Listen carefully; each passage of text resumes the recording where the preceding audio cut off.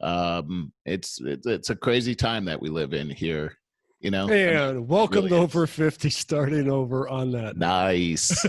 Merle Garrison. Barry Edwards. Yeah, we're going to kick right off. Well, I'll tell you what, Merle. Yeah, crazy week again. And I was not dreading the podcast because I never dread it. I always look forward to it, but dreading how I was going to show up for it. Worried. Everything's been so negative. And well, I actually, as I was getting some notes together and looking at some YouTube videos and stuff like that, getting excited to do it. Was looking forward to it just for one, to kind of cathartically, man, get some stuff off my chest. But another, I do have, some fun updates. Yeah, that's cool. Yeah, I wanted to show you what I did last weekend, which is fun. I think that we need to kind of try as much fun as we can at this moment and see if I can do this. I wanted to share my screen. And do you see my screen? Hey, okay. So you started a fire. Okay, then you do see this. Okay. Yeah. All Were you right. protesting? Yeah, right. We did. We built out a fire and protested our white privilege. Oh, and God. We'll get to that. Yeah. And so do you see just the photo, or do you see like my whole desktop? I see your whole desktop. Okay, doesn't matter. But anyways, I know more people actually listen to this than watch, as I do with podcasts. So I'm just going to describe.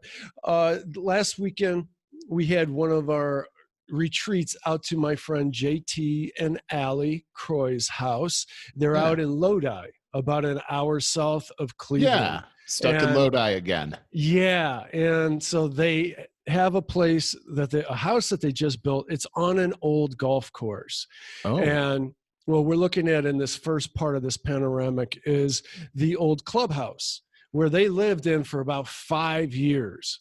And they finally just had this house finished about 6 months ago, I would say, that in the background.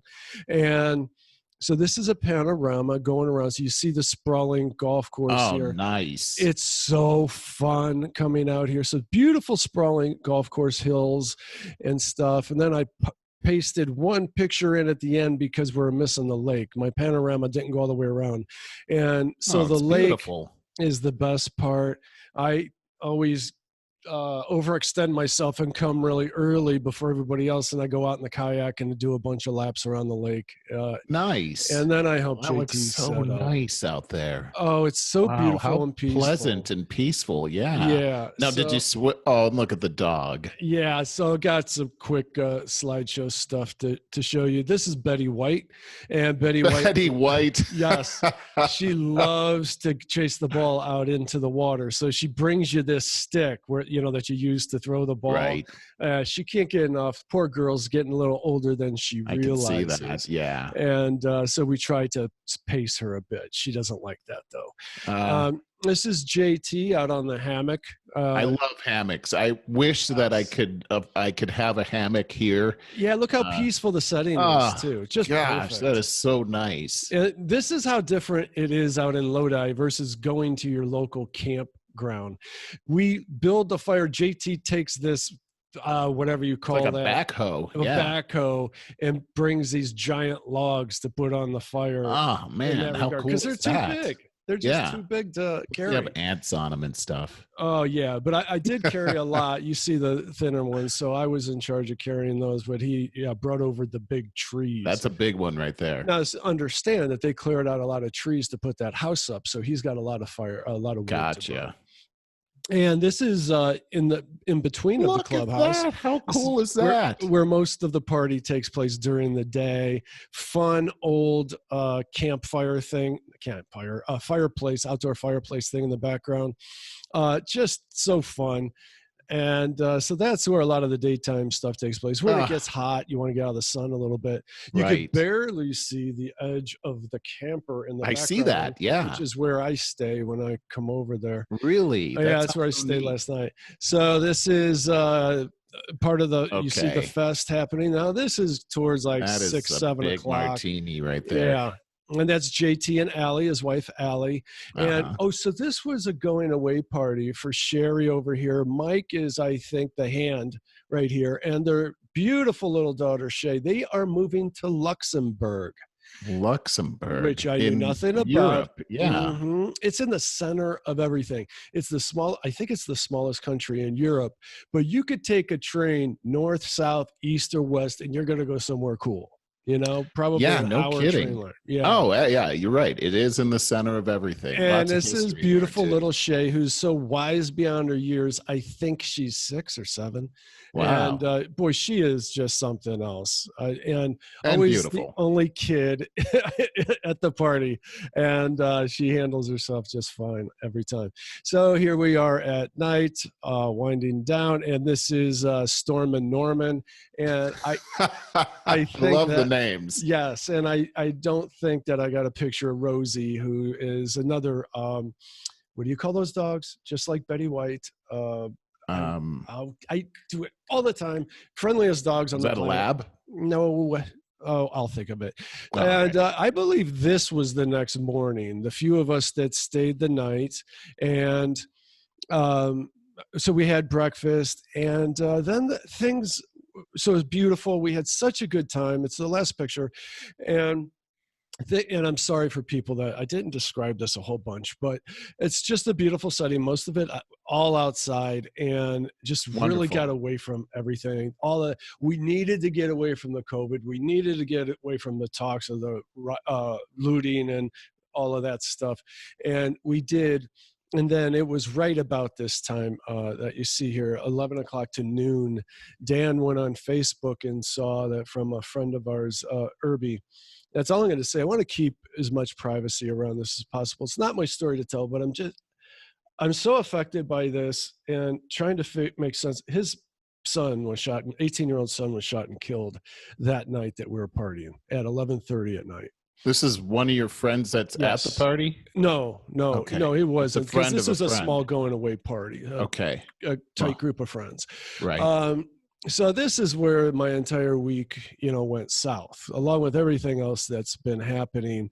And I just want to say that, so I've spent the week trying to figure out how to make sense of that, how my friend makes sense of that, how he deals with it. I don't know of anyone that's been in this situation. And I thought, what is the only worst thing that can happen to you? And I think the only worst thing, let me get out of this share. We got to go side by side. See, Merle, you're slacking again. This is your job. I'm sorry. You keep putting this on me. This has got to be, because I always see it side by side. And so for the fans out, and I've gotten a lot of mail on this, by the way, and they're all with me on this. So. All right. So what I was saying is I tried to think what could be worse than losing your son to a murder, 18 years old. I can't think of anything. I could think of one thing. And that is, if I've heard of this happen before, you accidentally kill your family in a car accident and you're the only one that lives. Well, okay. Yeah. So it's as bad as it gets. He came over the other night, and 2 days after this happened, I think he's still in a state of shock, and I certainly would be. And, we just talked a lot, and he's such a mild-mannered person, very just a polite person, so nice. This is the father of the son of the 18-year-old. Yeah. And so he and his wife split up like 12 years ago or something like that. And but they remained extremely amicable, in fact, friends, and raised the kids right. And so he had two kids, 2 sons, and the oldest, the 18-year-old, lived with him. And so he's got to go home.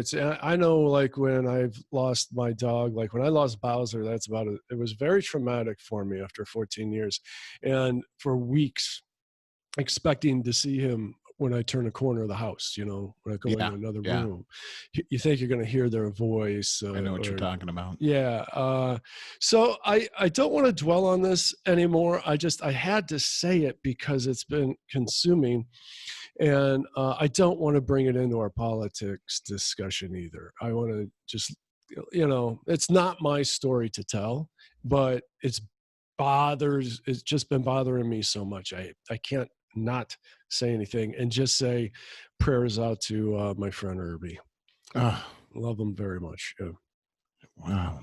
There's not a lot you can say about that. No, there's not. We live in a world that is very dangerous. And, I think one of the things to glean from this is that there are no guarantees here in our lives, and life is precious. We have such a gift here.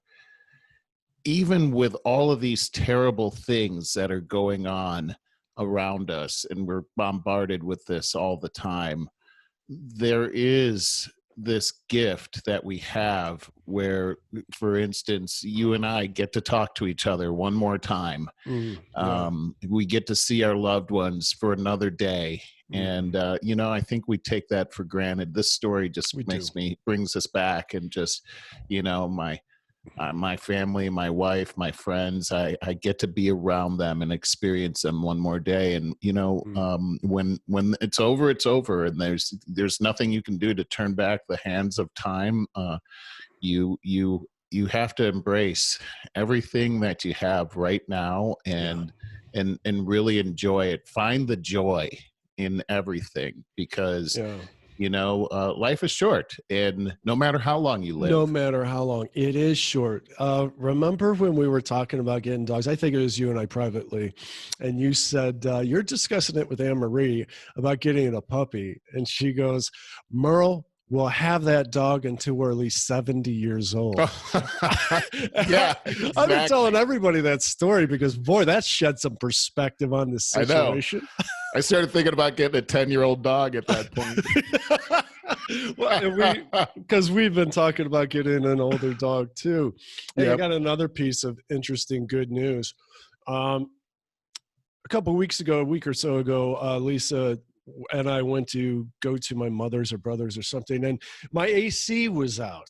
Oh, that's terrible. Hot day. It was like, oh yeah. I just recharged it the other day myself for $35.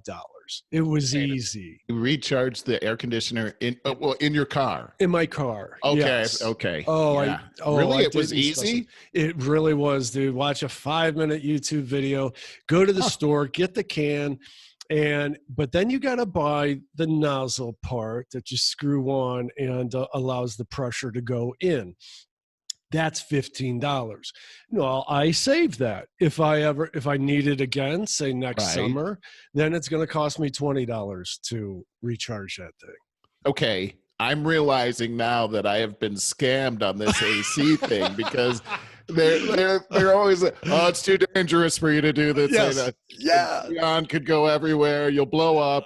Yes. I mean, come on, man. You'll burn your hand off or something. $35 or something like that. It was so easy. Went on YouTube to figure it out. And it took about 10 to 15 minutes. Really? Oh so my gosh. And so now it's like working. It's like freezing in there, right? Yeah. Oh, it is. It's like, wow, my AC, like, turn that down. Jeez.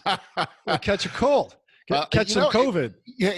What's so crazy is that there was a day when we were kids where, air conditioning was optional. Like, not, your air conditioning was, you had to actually roll down the window and everything. Like, now you just press a button. But now, if you don't have air conditioning, man, you're like, Lisa car doesn't have air conditioning. In the house, Lisa and I grew up exactly the same way. We got the same story.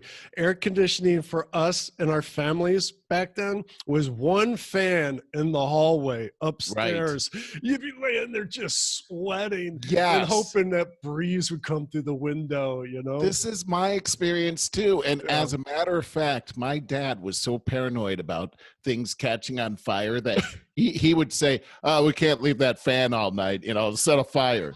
Like, what? People have been plugging in fans for the last 75 years. Are you kidding me? And then that silent heat. You're just like, oh my gosh. How is it on a really still, like 1 minute later? It's still humid evening. It's the worst. To make matters worse, suddenly you'd hear there'd be a mosquito in your room. That's all you could hear. Yeah.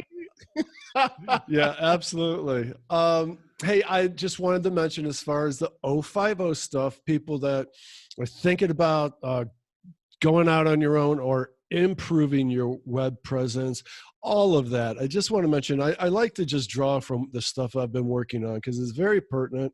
And the things that I've been working on are very much conditioned by what's been happening with COVID and stuff like that. So I just want to say that the recurring theme that I keep running across, it's something I've talked about before, is trying to get clients to let me help them streamline the services that they are featuring.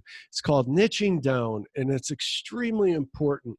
I think everybody wraps their head around this and says, yep, I know what you mean, until it comes time for you to do it. And then the fear comes in of, oh my God, I'm going to leave some customers at the door. I got to talk about everything. I can do everything. No, you must niche down. I suggest you feature about 3 key services and make sure they're the ones that you enjoy doing the most, because those are the ones that you're best at. And this is going to make your life moving forward a lot happier.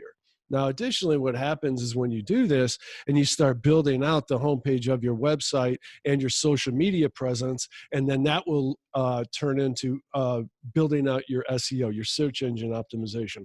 All of this is incredibly important, but it starts here. It starts with niching down to a couple or a few key services. Invariably, what happens is when you start putting that feature content on there, you start Googling like, oh, I guess I don't know everything about this. You become even more of an expert than you were originally. So if you niche down, you will become the key expert on these areas. And what will happen is when you get a client or 2 or 3 or 4, they will trust you that you are the expert because you've just made yourself that. You proved yourself that. Now they trust you. Now they will ask if you also do all these other services that you are afraid that you needed to put on the freaking homepage of your website. Okay, it will come about. So I just wanted to mention that. With that, another thing that I talk about a lot is figuring out your value propositions for these services, and that is how you supply a unique proprietary strategy to implementing these things, if you want to say that. But you bring a unique, hard to copy angle to all of these things, and that will separate you from your competition. Mostly, it's going to keep you from battling on price. The price wars. If you don't have it, if you want to be everything to everybody, and if you just put out a definition of what your service there is, you have one thing to differentiate you, and that's price. And you're going to be at a race to the bottom with your competition as far as price goes. And there's no way to live, man. No way to live. Well, not only that, but when you compete on price and then you shortchange yourself and you don't make a profit, you're going to work just as hard as if you did make a profit. Yeah, and that's probably going to be the customer that is the customer from hell, the hardest customer to work with. Exactly. You nailed it. I wanted to bring this up because what great advice you're giving right here, and our new Facebook page. And we check it out because I know that we're updating that 5 times a day on startups, business strategies, branding, digital marketing, business coaching and consulting, life wellness coaching, and occasional dog gifts. I think that's really cool. Absolutely. But this is the kind of information that you can find on there. Check us out on Facebook at Over 50 Starting Over. On Facebook, okay, so you could go to Facebook, type that in, or just go to our homepage, Overfiftystartingover.com. You got the link right there. You can like us right from the page. It's a lot of valuable cream of the crop information that will come into your feed every day if you give us a like on that. Additionally, right there, next to the Facebook page on our homepage, Overfiftystartingover.com. Spell that out. There's no numerals in there. There's also another special offer for you guys, and it's our former special guest, Neil Howe, the authority architect. He has offered us a special for our listeners. his flagship product is helping you write and publish your own book, and it only takes you a few hours of your time because he interviews you and he asks you the most important questions about your product or service, and produces a, in quotes, ask the expert format book. So it puts you out front as the expert. It's a the digital version PDF is a perfect lead magnet that you put on your website that shows you as the expert. And then the printed version, there you are the author, and you can pass these things out at networking gigs and things like that. So you get $200 off if you go through us and tell Neil that O5O sent you. Okay, where are there we? You are. Yeah. Well, there's a lot of stuff. Yeah, there's a lot of stuff going on. I just wanted to say that you talked about your weekend. I love that you got to get outside, get away from everything. I'm sorry about what happened in the end, but what a beautiful, nature, it looked like it. Nature, that's the really. Thing. It really I got to get out myself on Saturday. My brother and I went on this fantastic motorcycle ride. Nice. And I'm so blessed that I live right next to the Santa Monica Mountains. And so I could just cruise up there. That's what we did. We went up into the mountains. There's no traffic up there. It's absolutely beautiful up there. Yeah, it is. We stopped several places. There's a couple of motorcycle haunts that we stopped at. One of them's called the Rock Store. And the thing about those stops was it was such a refreshing thing. There were so many other people that were on their bikes that had ridden their bikes there. And so everyone checks out each other's bike. And it's such a great social atmosphere where we can just talk. There was no talk of COVID-19. Were you wearing masks? No one was wearing masks. Good. That was not a thing. Nobody was talking about protesting or, it was just people being people. People were actually shaking hands with each other. I love that. I hope that never goes away. I'm not bumping elbows, man. No, I'm not afraid of this. And it was just, we talked about, hey, where did you go? Oh, I went down PCH and then I went up, this road or that road and I saw this and that and oh, check out your bike. Everybody's bike is all beautiful there. Mm-hmm. So Scott and I had a great time over there. And then here's the thing is that you get on, it's almost like this kick butt like little airport, like you flew your fighter plane in there or something like that. It's like flying, when you get on your bike and you cruise out of there, you just just drive on out of there. We saw the most beautiful sights. I saw several eagles. I saw a coyote. Oh, really? It was big actually too. I saw a snake. Unfortunately for the snake, it had been run over, but it was big and it made me concerned about walking in the woods or the weeds or anything, but still it was neat. And so many beautiful views of the ocean up there as well. Absolutely wonderful. Did you go up to the Big Sur at all, at least to the southern end of it? That's a little far to go, because that'll be a whole day thing. Sure. And I mean, personally, I like cruising and it's just fun to I love coffee. So I love to go someplace and have coffee and chill out. You guys have your favorite spot you always stop at, don't you? We have a few favorite spots that we like to stop at, and it's pretty cool. And then, the fun part is you ride together and then you stop somewhere and then you talk for a little while and then you ride someplace else and talk. It's very relaxing. It's so wonderful and many great sights. It feels so good on the bike. Yeah. Let me ask you. Yeah. I don't want to take you away from that beautiful picture that you're painting, but you do make me think with my story, with your story, it's all about getting away from this COVID crap. That's it. What's going on with California right now? Are they getting lenient? I say that because this is interesting. What just happened within the last week here is the amusement parks. You know how big Cedar Point is. Oh, yeah. I heard about Cedar Point. Go ahead. You heard about that? Yeah. So the amusement parks have gotten together and filed a lawsuit about the unconstitutionality of all this. Oh. Dude, like 2 days later, DeWine comes on the news and he's like, well, because everybody's been doing such a good job with keeping the curve down, we're going to open up the amusement parks. Oh. Yeah. I love Mike DeWine. Well, I don't know. I thought that was like, no, they were facing a lawsuit, so he made it sound like, still, I mean, he put, no matter what, he positioned it as a reward instead of what we get out here is punishment. You know, that was kind of my point. We got to get out of this. I don't get, there's a difference between Ohio and California and the politics that are going on there. It seems like you all in Ohio have really handled this very well. And there's such a juxtaposition between here and in California where it just feels like so punitive. I was looking up to find out when my gym is going to open up, and there's no information. Really? It seems like it's never going to open back up again.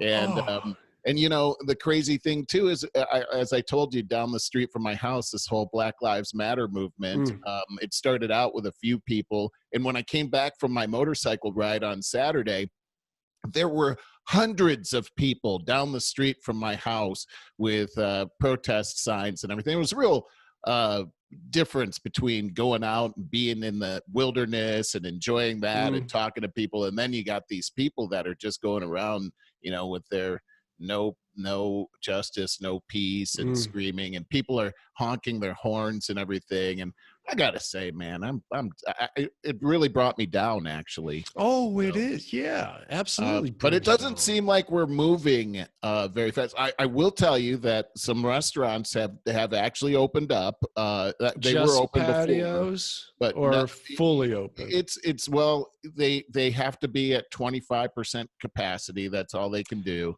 And then you got to wear your mask in there. That's ridiculous. And so, here's the thing too, is I have such a hard time with these masks. I hate wearing them. I feel like, what is it? Hypoxia.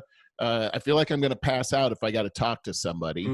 So why would I want to go to a restaurant and wear a mask until my food gets there? And then people are probably going to shame you like you're a criminal, even if you're eating, but you got your mask on. I don't want it. This is ridiculous. No, I absolutely ridiculous. We're definitely ahead of you. Like, my gym opened up about 2 weeks ago. I forget. Was it last week? I don't know.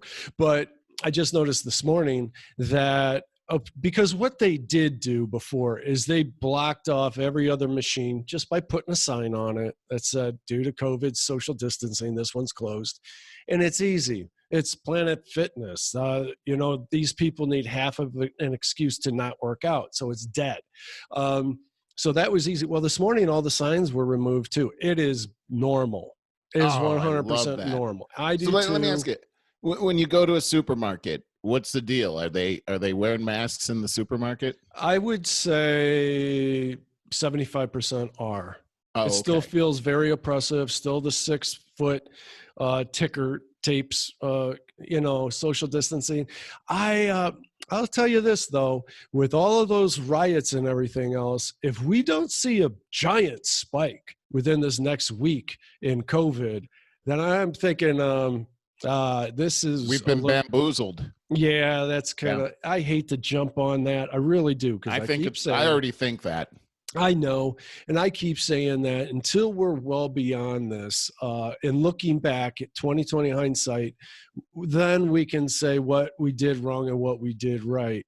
But seriously, man, all those people out there, all over the country, we should be seeing a spike if there's anything to this, a big spike. I think I personally believe that the proof is out there. The states that have opened up, we're not seeing any differences in COVID death and COVID people catching COVID-19. We're not seeing any real differences in the numbers there.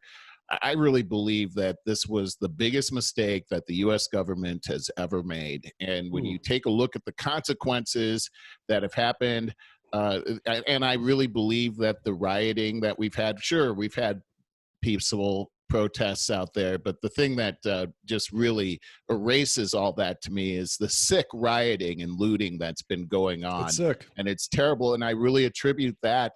I don't think that would have happened had the lockdown not happened. I'm pretty sure it would not have happened. And I just think that the antidote to what we've seen for COVID-19 has been a lot worse, and lots of terrible decisions, especially when it comes to the people that were the most vulnerable, we didn't protect. And I'm talking about nursing homes. And then the people that were the least vulnerable, we had to lock those people away and ruin their way of making a living and ruin our beautiful economy that was happening. It's actually pretty sick. Our economy was soaring too. It absolutely was. And I totally believe that this has everything to do with the fact that we're in an election year. Oh, it absolutely does. But all of the things, the negative things that can come out of this is, Lisa just told me today that there's a thing going around now called FOGO, fear of going out. And I'm sure there is. I'm sure there is. I felt like I had it for a while. Yeah, and I get that. Well, I'll tell you what you were just touching on. If my choice is to go out to a restaurant and sit between two shower curtains with a mask on to have a beer and a taco or stay home, I'm staying home. Yeah, right? You know? Why? Boy, you painted a horrible picture right there. I agree. I don't want to do that. Having a beer, lifting up your mask, taking a drink. Where did the shower curtain come from? Somebody's actual bathroom? That's what I heard. I heard there were restaurants that were putting shower curtains up in between. That's horrible. That's just terrible. Horrible. I mean, talk about shutting down society. I mean, talk about the businesses, the small businesses that are permanently shut down now because they couldn't survive this. Well, yeah, when you take a look at the margins that restaurants run on, 13, there's no way that you can sustain this with a 25% capacity. Shut it down to 25%. That's what you said. Afford that. Yeah. What kind of decision is that to make? Either I try to collect something from the government, or I go out here and virtually starve my family trying to make ends meet. Here's what I find amazing is how, again, and I've mentioned this before, how the protest to open up our economy happened, and the news media, mainstream media, came down on these people and said, how dare you? You are out there spreading COVID-19. How irresponsible. You should give up your right to treatment as a result. You're so-called protesters. You are a violent mob. And there was no violence. We didn't see any violence whatsoever. But this whole fear of spreading COVID now, just days later, when these protests over George Floyd happen, there's no talk about this. These people are patriots. I've even heard it compared to as reporters are standing in front of burning buildings saying that these are mostly peaceful protests. And don't forget, this is how America started with the Tea Party. Which was a violent mob and a riot, which it wasn't. Right. If you know your history, you know that's not the truth. But these people actually do know their history. They're not doing this out of ignorance. They're trying to set something up. And now look at what we're seeing on TV right now with tearing down our history, these statues and everything that are out there. Tagging everything, and the media is giving them a pass on this. Police are standing down. What's happening in Seattle right now? Have you seen that? I really haven't. I've been steering clear of the news. I'm getting most of my news via podcasts now. Yeah, well, let me tell you what's happening in Seattle. They have cordoned off about a 6 or 7 block area in downtown Seattle that Antifa has taken over. They've put up roadblocks. They have armed people that are not letting any police in, not even letting reporters in. They've taken over. They're calling it Cap Freedom Hill, or I got that wrong, but they're letting Antifa do this. Yeah, they're letting them do this. Yesterday, they've taken this area over. They're destroying the area. The governor of Washington was asked about it yesterday, and he actually said that he didn't know anything about it, which is a bunch of BS. Whoa. That is even not if he true. did, that would be complete negligence of your duty. The mayor is completely standing down. I mean, this is outrageous. Now they're talking about doing it in Portland, Oregon as well. I mean, look, you might as well take over the town if that's the case. Of course, President Trump is saying, hey, mayor of Seattle, governor of Washington, take back your town, or the federal government is going to have to.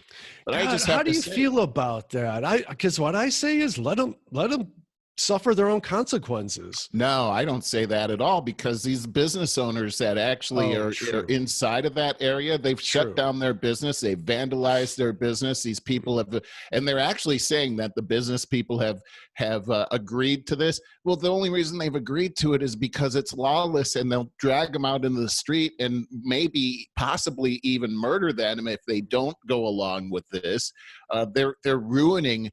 I mean, this is complete lawlessness, complete lawlessness. And, you know, they won't let reporters go in there. I was watching a news reporter standing outside of it, and several people were behind him screaming at the top of their lungs, "Who do you work for?" I mean, these people are completely out of control.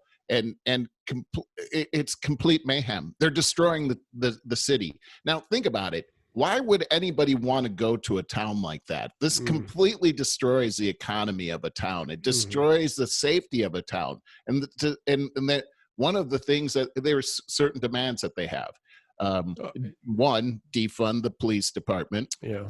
Take it down. Open up the jails. Let people out of jail. Oh my God. And there's more too. But complete anarchy. Complete anarchy. It's and this is the kind of thing where I just believe this, that if you stand down and let this happen, it'll spread to your town and my town. I mean, what's to stop that from happening? No, it will. It's amazing what we did. Our generation should take full responsibility for raising kids that have never had to want for anything, that completely spoiled. And then we have the young professors that are teaching them all this kind of Marxist and nihilistic viewpoint on everything. And so they're literally told that you're not going to be able to fend for yourself when you get out of here. They've been coddled their entire lives, given everything that they wanted as kids. Now they're facing, coming out of college, like, oh my God, I got to work for a living, and it's so hard out there. Of course they want anarchy. They've been taught that it's a way out. And, you know, I don't know what else to say about that. I do know what else to say about this. I know that so many things. I saw on the news a few days ago that our white flight community of Bay Village out here on the far west side of Cleveland had a bunch of protests. They all got together and did a protest, a Black Lives Matter protest in the town that is known for as being a white flight community. And what does that mean, white flight? Meaning that people leave the more urban areas of Cleveland, like Cleveland Heights, where I live, to get out and go to the cornfields to put up strip malls and create a town out there of where like-minded people feel safe to raise their families. I got you. Here's what I got to say about that. When I see them getting interviewed and they're all taking their turns talking about white privilege, which makes it's cringeworthy. It's again, this virtual signaling, and it's sickening, because you got to think of what took place there. Now, these people, young adults, would make a conscious decision to move out of. I think Cleveland Heights is fun. As far as, you know, I love Cleveland Heights. Ohio goes, it is a fun place to live. It is, as an urban area, it has all the challenges that come with urban areas, but it's rich in culture, great restaurants, excellent bike riding, just something to do all over the place. It's fun. As soon as I get on my bike and leave my driveway, I'm engaged in society. All right.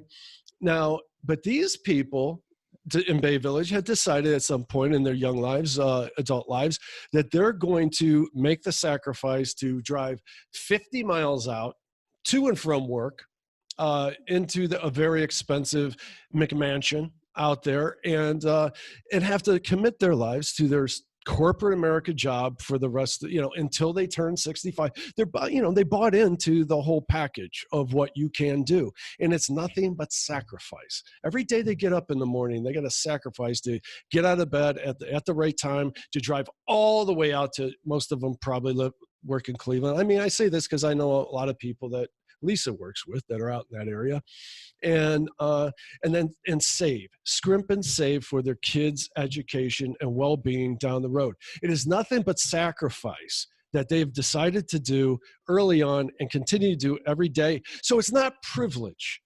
It's not I agree. privilege. It's sacrifice. They never ask for a free handout. This is what makes me very angry, that we can't just talk about this like rational human beings. Now we got the inmates running the asylum. We got our kids that we raise. Okay, you helicopter parented your kids. Now they come out of college and they're throwing a hissy fit, and we're all listening to them and letting them run the country right now. No. Now, on the other hand, I'll say, the stuff about the police brutality and things like that, I certainly agree. I think it's time that we evolve our police forces from the old style. It seems rather militant, which we have allowed for all these years. And whatever. I think that we should absolutely. I guess I'm getting to the defund police thing, which I think is a misnomer in a lot of ways. A lot of people are like, anarchy, defund the police, let people out of jail. But a lot of people are actually saying, no, it's time to stop funding the police the way we did and put the funds into a new way of doing things. And I think that should definitely be looked at. But I think it would take more funding. I think that we need a higher level of training with our police department, and they should be command a level of respect that they don't have right now, because we let almost anybody become a cop. All you got to do is watch some Dirty Harry movies and apply, and you could be on your way. Not a good standard. So I think a higher level of training, and that they also are trying to engage much more with the community. That's something that we heard a lot of lip service paid to, but we find that it works. We find that it works a lot. There was a guy I was listening to, and I forget where. I tried to look this up today before the show so I could reference it. But a soldier that was in Iraq that said that during the time there that they went in with guns a-blazing, trying to take everything back over in Iraq during the Iraq War. And then later, boom, overnight, it was decided that they were going to do a more community-oriented approach instead of the violent approach, facing violence with violence. And he said it was infinitely more successful. Right. So that's where I'm coming from. There's a moderation on both sides that need to happen. Agreed. Right now what we have is a situation where the bad guys that are just irresponsible, that are just wanting to take advantage of the situation, know that the police are going to stand down. I mean, because that's what's happening in every one of the major cities where we're seeing this. The police are either overwhelmed or they just are watching it happen. When we've seen this historically, starting in Maryland, when in Baltimore, when the Freddie Gray thing happened, they let them burn down the town. They stood back and just let them burn down the town. And we're seeing this as it seems to be a Democratic strategy as well. And so this is the kind of thing that's happening out there. And what we really need is like you were saying, defund the police is a misnomer. Defunding is not the idea. Reforming, now there's a way to go. Reform how things are done. Community involvement is very important, and it does work. But people need to know that if you cross the line and you bust into a store, that you could be shot for that. These are the things that happen. Protecting people's property is a part of our way of life here in the United States, and that can't be taken away from me or you. Like you said, this whole white privilege thing is a gigantic misnomer. If people have things, it's because they worked for them. And maybe their family worked for them and they had it passed on, but still nothing, you don't get anything for free. And just because you have something doesn't mean that somebody can come in and just take it away from you. That's also disgusting. And I also agree that as we're looking at this, we've got, I mean, what we're seeing is a complete breakdown of our society right now. And if we don't stand against this, if good people don't stand up and do the right thing, and it might actually look ugly on TV at this point, but who cares? We need to take back our cities. This is, look at what happened in Chicago over the last several days, ever since this George Floyd thing happened, which again, we don't have to say it over and over, but it's terrible what happened. It was obviously police brutality, murder. Yes, I agree. But to classify this as a black-white issue, I think that's terrible. Disservice. It's a disservice to everybody. And I think politicians are just pandering to that whole thing. Yes. We look at what happened in Chicago on Sunday, May 31st. They had 65,000 calls to 911. That's 50,000 more than normal. Looting and the police were overwhelmed. They couldn't respond to all of the mayhem that was happening. On that particular day, they had 18 murders in 18 murders in that 24-hour period. It's the highest that they've had in 60 years. It's 5 more above their all-time record. And when you take a look at that whole thing, let's just get a couple other things. It's 8 more than the total of unarmed black people that were killed last year in one day in Chicago. Wow. And this was supposedly to fight against black people being killed by the police. The rioters killed 18 people.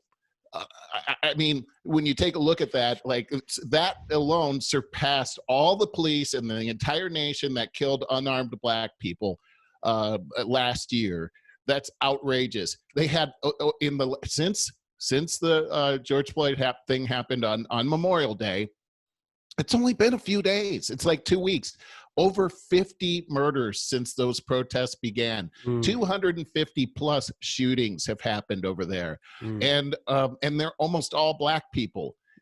Where is Black Lives Matter when it comes to that? I'm not seeing them marching about that. I don't know any of these people's names, like we know George Floyd's name. Right. Where are they? I didn't hear Al Sharpton talk about that during the funeral of George Floyd.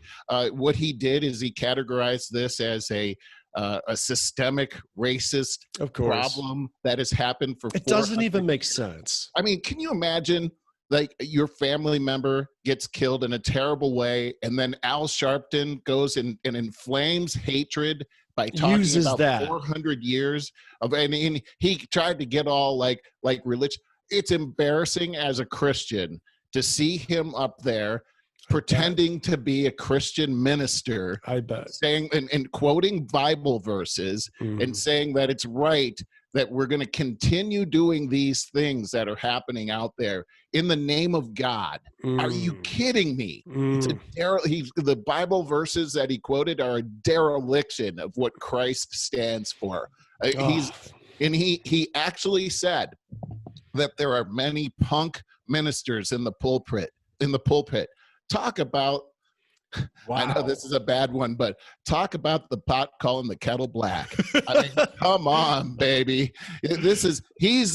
What a punk that guy is. His whole life is, and then also his introduction was sick. They talked about this pastor, God set him so that he would be born for such a time as this. And then when he got up MLK's rolling in his grave.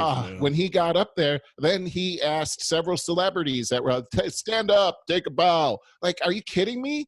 This isn't a time for you to, Jamie Foxx, for you to stand up and have everybody clap for you. This is a terrible situation, and you're getting glory out of this? That's wrong.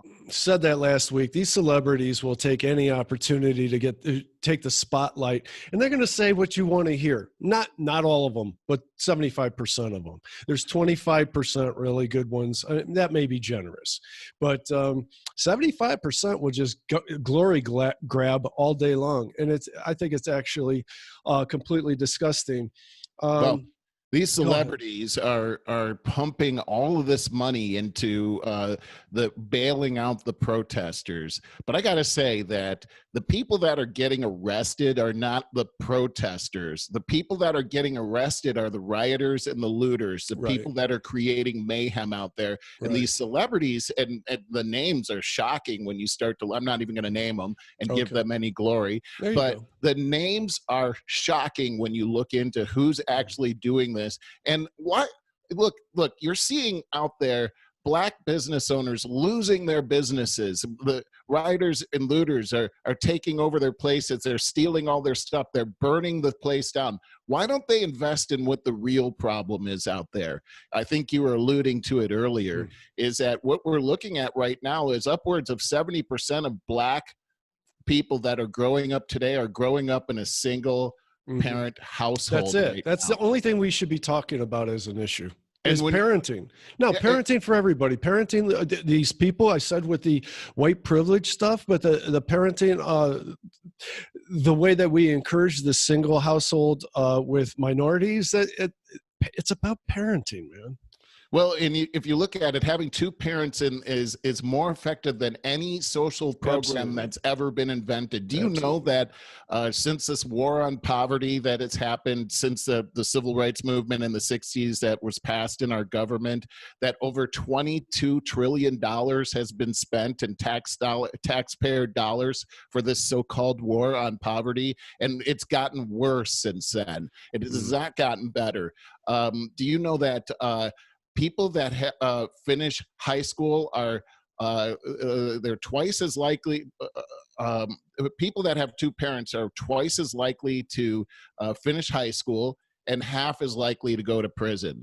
And when you start looking at some of these cities, like, and I'm just going to pick some of the most liberal cities, like Washington, D.C., you've got 83% of the population is white there, and the white population there, it's not 83% white.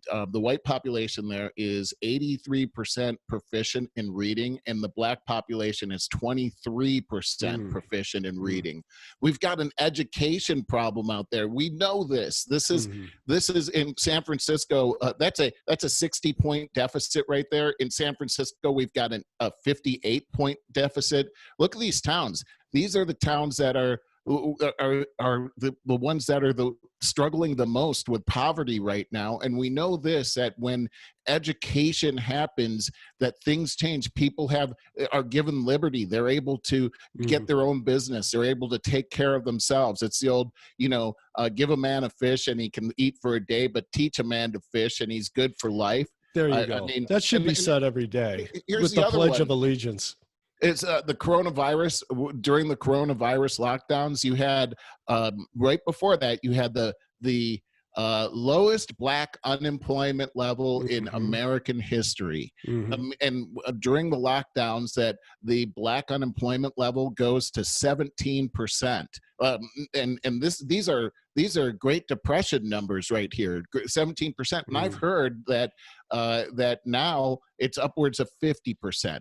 So these are things that why aren't the celebrities giving money towards that? Take your money and help really with education. Point. Take your money and start educating people on, hey, marry. If you're having a kid, get married. Take responsibility. Maybe tutoring. Why don't you go out in there? You're so smart. Why don't you go help them with math? Help them with reading. Mobilize people to help with this. This is how we're going to change our society. No, for sure. But we're seeing some really crazy things out there right now. Here's a couple things too. I think you and I both really respect Candace Owens. Yes. And her take on things. She's just such a beautiful young lady with such a clear head on her shoulders. Absolutely. And the confidence. Oh my God, just the belief in herself that I've never seen before. I just admire her. I do too. There's a YouTube video. I'll put the link in the notes, but it's called Candace Owens Gives George Floyd Facts. And I don't want to get on the George Floyd thing, but what she did say that blew me away, she was quoting Shelby Steele, one of her favorite authors. And she's like, if there's one thing, she goes, this pretty much changed my life. I want you to hear this quote, and I want you, hopefully it'll change yours too. And Shelby Steele says, I'm just going to kind of paraphrase, but he says, Black culture's the only culture to cater to the bottom denominator of our society. Okay, meaning you'll defend criminals, looters, drug addicts, to the death, but not even celebrate your most successful of the race and of the culture.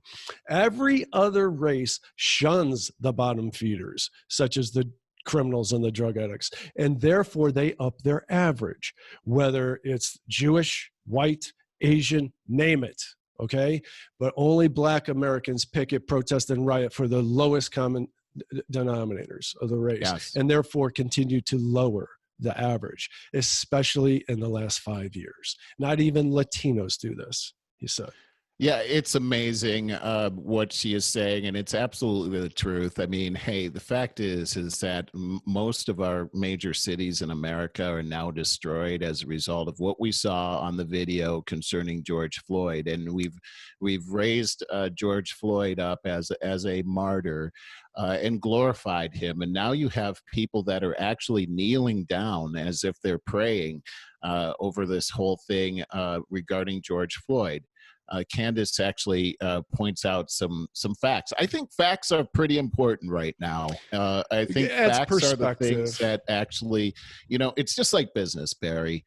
You look at the data, and the data will determine how to run your business. Mm-hmm. It's the logical way to do things. But when you take a look at, George Floyd, the fact is that when he was arrested, he was high on meth and also fentanyl. And he had COVID-19 at the time. Mm-hmm. Now, I mentioned the COVID-19 because, this whole thing before George Floyd was about, you have to isolate yourself. You have to, don't give everybody COVID. But yet he's out there in public, doesn't seem to be worried about that. I mean, like I said, he didn't deserve to die over that. But the fact is that the guy, his heart was in a different place, being all jacked up on that. He's not a martyr, is what I'm trying to say. The guy's been in prison 9 times, mostly on drug charges. He actually had criminally broken into somebody's house along with some other people and pressed a gun to a pregnant Black woman's belly. This is a person that we never hear that. We'll never hear that out in public, but this is the truth. But when you take a look at the stats, here's the thing is that, last year we're talking about how, this terrible police brutality and everything. But last year during 2019, there were 10 unarmed Black people that were killed by police. Contrast that with whites. There were 19 of them who were killed, unarmed white people. So more white people were killed than Blacks. It's interesting to take a look at some of the statistics. At the same time, there were 239 police deaths of Black people last year. Now, these were people that were armed, and 370 whites. So, this whole thing that this is only happening to the Black community is absolutely not the truth. This is something that we should be looking at, not as systemic racism, but as we talked about before, reforming police. There you go. Yes. Looking at training them on how to deal with these things. But the facts are that when you take a look at crime that's happening and violent crime that's happening out in the streets right now, over 50% of the violent crimes that are happening are perpetrated by Blacks, and most of Black them males, which are equal 6% of the population. The Black population is 13%, 6% is Black males, and most of those violent crimes are being committed by Black males out there. And you have to take a look at, well, wait a second, they're committing 50% of the violent crimes out there. And the fact is that a police officer is 18.5 times more likely to be killed by a Black man than the other way around. And furthermore, when you take a look at the fact that there were over 7,000 Black murders last year, and over 90% of those Black murders were perpetrated by other Black people. The fact is that we do have a problem that's out there. And my analogy is this: it's like being on a ship that's sinking, and there's a little tiny leak over in the corner, but there's a gusher in the front of the ship, and everybody's focused on the little tiny leak. Yeah, we need to patch up the gusher because the ship is going down. And the fact is that Black people need to take accountability for their own actions first and foremost. We need to take a look at that. Of course, we need to look at the other things too, but why ignore those? If Black Lives Matter is really a legitimate organization, why are they not looking at that? It's an election year. That's a good point. That's a That's a really very good point. And a different video with Candace Owens where she brought that up, and Yes. it was 1 year ago, and she already saw, the inflammation of all of this, and I'll put the links to that too. But she's, that was crazy. As a Black woman, she's just disgusted by just the insulting of intelligence here. Every 4 years, you get this kind of drumming up, and how the Democrats are going to tell you you're all victims and how they're going to save you. And then right after the election, what are they doing for? I have two things I want to bring up concerning that. Number one is, if you take a look at Candace's Twitter feed, last night she put up some very interesting information about the funding of Black Lives Matter and how they're being funded by that the funding is actually being funneled into the Democrat Party, and in particular the presidential election, Joe Biden. Where's he been anyway? He's been in his bunker, in his home. So everything he's doing is out of his home for the most part. But then, so take a look at that. There's an organization that's a super PAC out there. Let me see if I can pull this up real quick. No, I think it's called Act Blue, which is funding these. It's funding Joe Biden, actually.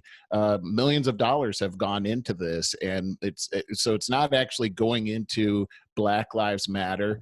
It's going into the Democratic Party. And speaking of the Democratic Party, did you see the Democrats in the House and the Senate kneeling down this past week? No. I've been staying away from that kind of media. Yeah, so Nancy Pelosi led the whole thing along with Chuck Schumer. They are kneeling down for, what was it, 8 minutes and 40 some odd seconds in this whole. How'd they get back up? Protest. That's a good question. Nancy actually had a hard time getting back up. I bet both of them did. It was a ridiculous sight. And here's what they were all wearing: these scarves that were in what's called kente colors, African colors. These colors come from Ghana, Africa. And they're so embarrassing.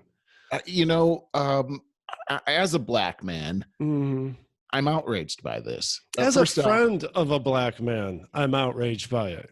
And what these are the same people that will say that your culture, you're appropriating somebody's culture, and yet they'll wear those scarves. Good point. And they'll wear these scarves and say they're in solidarity with me. They're not in solidarity with me. In fact, They're trying to play you. Look, as a Black guy, I'm an American. I'm not from Ghana. I'm not African. Really? I don't wear around dashikis or African clothes. That doesn't do anything for me when you kneel down. And by the way, why are you kneeling? I mean, people normally kneel in religious situations and as they're praying to God. What are we in? This is very cultish like now. You're kneeling and you're raising your fist up in the air. I don't get it. I'm outraged by this, and I think it's absolutely ridiculous pandering in order to get the Black vote. I think people ought to be ashamed of themselves. And then you put that right on top of the white people with their "I'm sorry, I got white privilege" stuff. They're just playing in it because they're afraid of losing their jobs or getting their homes looted. That's all it is. So they're trying to get ahead of it by saying all this. It's ridiculous. So sick of hearing white people talk about how they're going to use their white privilege for good. Or you're going to extend your white privilege to me. I don't need you to extend your white privilege to me. I'm sorry. I don't believe in white privilege. Right. I think it's sick. But speaking of that, did you see what happened with Drew Brees past week? I did. My gosh, I'm so discouraged by that. First off, the thing that he said was awesome at first about the flag and how he doesn't respect anybody that kneels to the flag during the national anthem, because when he's hearing the national anthem, he thinks about his relatives that fought during World War II and the sacrifices that they made, and he gets tears in his eyes. Well, boy, did he ever do a 180 when the media came down on him. All these liberal sports figures like Shannon Sharp, like LeBron James, had said how disgusting he is and that they would never respect him. And now he's made this Twitter video where he's apologizing, and he's actually and so his wife. he doesn't understand or that he is going to do everything he can. He didn't understand that this was not about the flag. Come on, you're kneeling down during the national anthem. If you want to protest, don't do it during the national anthem when we're celebrating what America stands for. This doesn't mean that all of America is bad. I can't even believe it. I'm with you. And didn't LeBron James make a comment that every time he leaves his house, he doesn't want to feel like he's being hunted? We talked about that last week, right? Yeah. That every time he leaves the house, he knows he's being hunted as a black man, maybe for autographs. But I got to tell you, when I leave my house, I'm not being hunted. People aren't hunting me. Right. That's a lie. That's a lie. Right. And this one more thing. It seems like our sports have been corrupted completely here. This guy, Alexander Katai from the Los Angeles Galaxy, he was fired this week. His wife, who's Serbian, was writing on social media. She was complaining about the looters that are destroying Minneapolis, and somehow somebody saw this and put it all on social media. Well, the Galaxy forced this guy to apologize for his wife and denounce her, and then endorse Black Lives Matter, and then they fired him. And the owner of the Galaxy is saying, in the end, we have to look at what the club stands for and who we are. Are you kidding me? We're in complete insanity right now, and it's all fear-driven because everyone's just so fearful of being called a racist. Who's not the only way you cannot be called a racist right now is if you denounce your white privilege or your allegiance to Black Lives Matter. This is insane. It's absolutely insane. And it changes every day. Have you ever read the book 1984 or seen the movie? Oh, I know all. Sure. So this is exactly what's happening right now. I've read the book, but the movie came on the other day, and I just watched the beginning of it, and have these people that were under arrest right at the beginning, and they're being ostracized by this whole crowd, and then they have them all on TV. And they're all apologizing for all the politically incorrect things that they had done. And then later on, you see them being executed.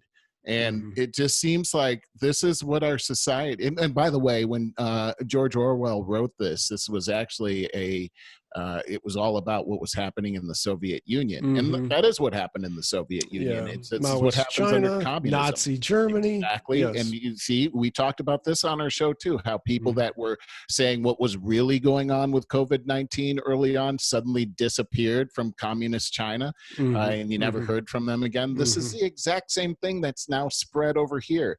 We talked about this with Rex Lee about hybrid warfare, and how Mike Pompeo talked about how as long as we keep the rule of law here and the opportunities, and we keep America strong this way, then we'll be able to influence the rest of the world to do the same.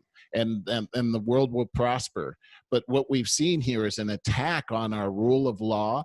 And I mean, look how it's working. Our way of life has become completely under attack. We're now we're the joke of the world right now. We've lost our influence, and countries like China can just swoop in and take over. We've made our society much more dangerous. And that doesn't mean this is the end, but it does mean that we have to stand up to the nonsense, and we've got to tell the truth, and we've got to start to take back what we've lost over the last several months. Oh, we do, Merle, but it's a tough hill to climb. And I'm going to say again, all comes back to parenting. We raised these really soft kids, coddled them, and they want the government to coddle them for the rest of their lives now. What they don't even care to think about, and I don't think the left movement ever thinks really beyond to the ramifications of, they shout things that sound really good at first, and then you implement them, and then it doesn't work. It works the opposite. Well, they're going to put their kids in a world of hurt, is what their children. This is always going to lead to some kind of a fascist government if it continues. Go ahead. I was talking to a young cousin of mine just yesterday, and I was saying, this situation that's been created provides a very convenient excuse for politicians to go out and campaign on, inequality and systemic racism when these are not really the things that are the problem. One of the biggest problems, and I'm not just talking about Democrats, I'm talking about Republicans and Democrats. I'm blown away by the absolute idiocracy on both sides of the aisle, because now they don't have to talk about the fact that we are $25 trillion in the hole right now. These stimulus packages have made it much worse. We're $125 trillion in unfunded liabilities right now. And for young people out there, this is like, just try to run your home that way, where your debt exceeds the amount that you make annually, or even in the next 10 years. You will be in poverty for the rest of your life if you run your house that way. It's the same thing with running the nation. And these people have not taken any responsibility, and they want your vote. So they can create these types of situations where we've taken our eye off the ball, and we just give them power. Now, look, these people that are trying to defund in politics, that are trying to defund the police, they have their own security detail guarding them. They live in gated communities. This is never going to affect them. It's only going to affect you. And these are the things that we need as a population, we need to be talking about. Yeah, we absolutely do. But we're going to have to pick it up next week. I know. You know what? I got on a rant there. Oh, it was a good rant. I want to say that there has been a big walk-away movement from the Democratic Party as it's gotten sillier and sillier, and myself included. And I wish in media, mainstream media, we've got to turn our back on mainstream media. And I have to believe that is happening. The ridiculousness. I hope so. I hope so too. I certainly know I have.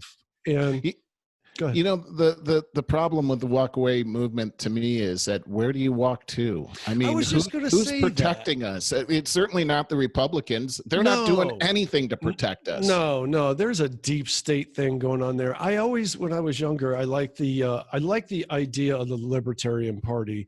Yeah. And I still would kind of call myself a libertarian, other than the fact they've only been represented by goofballs, and absolute goofballs. It's a big problem.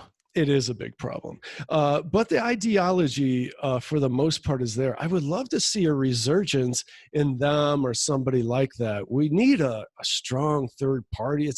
It's a huge opportunity. I went on their Facebook page a couple years ago and wrote this nice article, a couple paragraphs about what an opportunity there is right now for the Libertarian Party to rise and find a respectable candidate and make a movement because of the goofballness of what's going on right now. This is probably right after the election.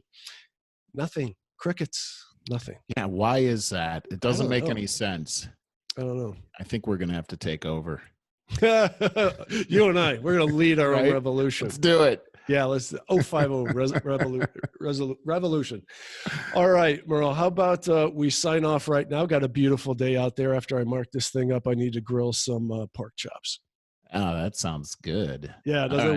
What are you I wish I could come over and have that. I've got work to do. Like I said before, I'm doing a little bit of contract work here, and yeah, that's right. Look forward to that. Yeah, fantastic. All right, I hope that we have a lot more positive things to talk about next week. We did okay, Barry. All things considered. Yep. So yeah. All right. Talk to you next week, buddy. All right, Barry. All right. See you.